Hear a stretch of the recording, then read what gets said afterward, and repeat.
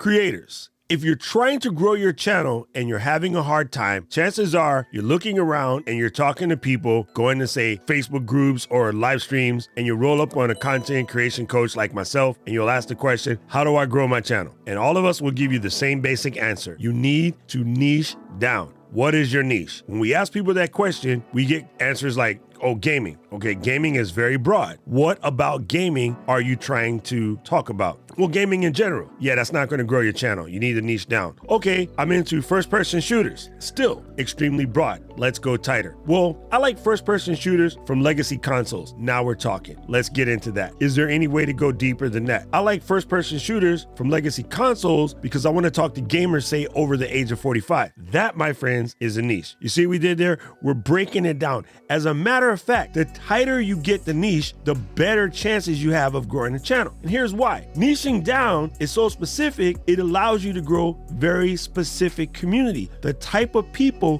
who fit into a niche category are, well, say selective, discerning, and they like to find other people like themselves who do the same thing. That's how you build community really fast. So for instance, let's say you're doing a cooking channel, just covering recipes. That's not good enough, right? So you say, okay, let's get it a little tighter. Let's do cooking recipes that work on the budget. All the recipes are gonna fit, say, under $12. Don't do 10, don't do 20, pick a really odd number. 12 sounds better. I know it's more expensive than 10, but because it's weird, because it's not cliche, that works better. So now we're gonna do recipes under $12. That's a decent niche, but let's take it one step tighter. Vegan recipes under $12. Vegetarian recipes under $12. Spicy recipes under $12. Sous vide recipes under $12. Microwave recipes under $12. I hate microwave food, don't do that. Pressure cooker recipes under $12. Old world recipes that you can expand upon and get them to fit in the modern day budget. Find old world recipes somewhere, make those, even if you're modern style cooks. These sort of things, those are how you niche it down. You know what they say, it's all in the detail. If you can find that detail and niche down in your space, you will find not only more engagement, you'll find longer watch time, and you'll find your community. Once you find your community, you're set. As you're working on your niche and you're studying the rest of YouTube, you might find that there's a creator that you like who has already created the video you want to make. That's okay. Don't be discouraged.